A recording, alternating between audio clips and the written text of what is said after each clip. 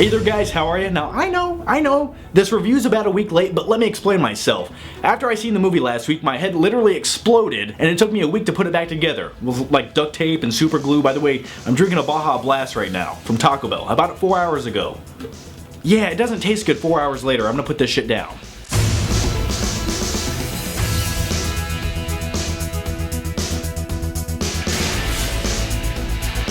So Marvel's Guardians of the Galaxy. Now what is the plot to this movie? Well, to basically sum it up, a whole bunch of interesting characters chase around a MacGuffin throughout the galaxy. By the way, if you don't know what a MacGuffin is, I'll explain it right here. You got it? Okay, let's keep going. Now let's talk about the characters in this movie. First you have Drax the Destroyer, who in my opinion is a muscle-bound badass, and that's kind of like one of my favorite type of characters. I love muscle-bound badasses. Good or evil, I don't know why, they just appeal to me. Now Drax the Destroyer in this movie is played by WWE wrestler Dave Bautista, and whenever you put a wrestler in a movie, well, it can become a scary thing.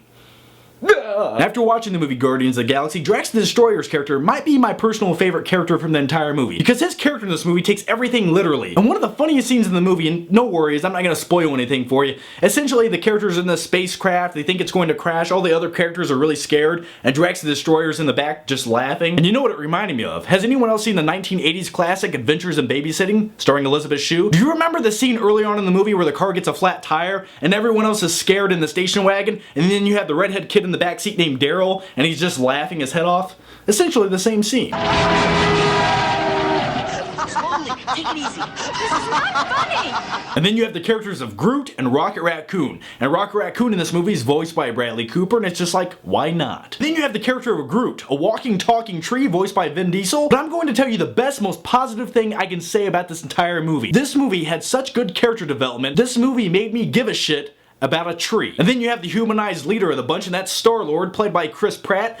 Kind of like a Han Solo type Indiana Jones character. Likeable guy. And by the way, speaking of Chris Pratt, yeah, this is Hollywood's next big guy. This is every big franchise from here on out that needs kind of a comedic badass role played.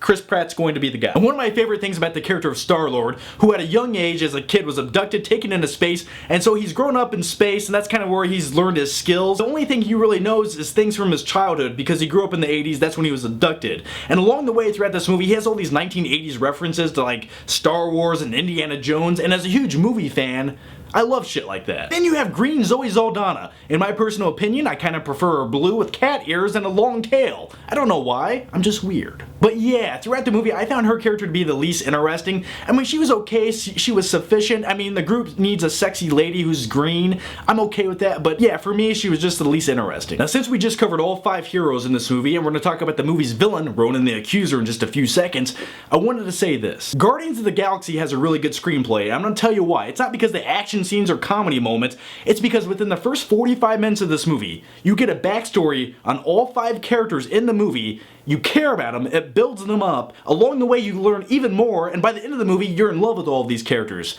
And then let me tell you about another Marvel movie that took about 5 or 6 movies to do that. And that was The Avengers. It had 5 previous movies before The Avengers, and this movie essentially builds up all these characters in 45 minutes. Now, I'm not saying one way is better than the other, I'm just saying I find it very incredible that within the first hour of this movie, you really like all 5 of these characters and you know enough about them to care. Now let's talk about Ronan the Accuser. Now this guy's a badass villain. Is he the most charismatic villain? Is he like Loki, very charismatic, funny, witty?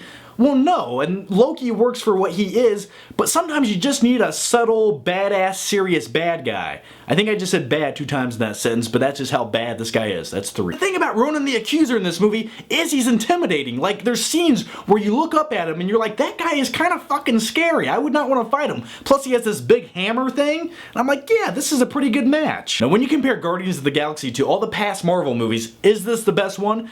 Well, that's debatable, but in my opinion, this was the most fun to watch in the theater. And why is that? Well, because the movie is a big space epic adventure, and they go place to place, all these different galaxies or planets or space stations, but they go to all these places for a reason. It's not just random nonsensical bullshit like some other movies. Interesting things happen, plot points develop, the story progresses, and one of the best segments in this movie is when they're stuck in prison together. It's funny, it's memorable, and it has some of the best comedic moments throughout the movie. Guardians of the Galaxy, a comic book movie that goes for it, but doesn't insult the audience along the way. It's funny, it's interesting, It's just fun to look at, and there's a plot, and there's characters, and there's development, and it's just a summertime blockbuster that it actually is a good time that literally doesn't make your brain turn into mashed potatoes. And with all that said, I'm going to give Guardians of the Galaxy an A. That's my take on Guardians of the Galaxy. Let me know your thoughts, your opinions on the movie down below, or who was your favorite character in the movie. If I had to pick one, I'm gonna say Drax the Destroyer. And by the way, if you haven't already, join me on Facebook and Twitter, links down below, and I'll see you guys next time.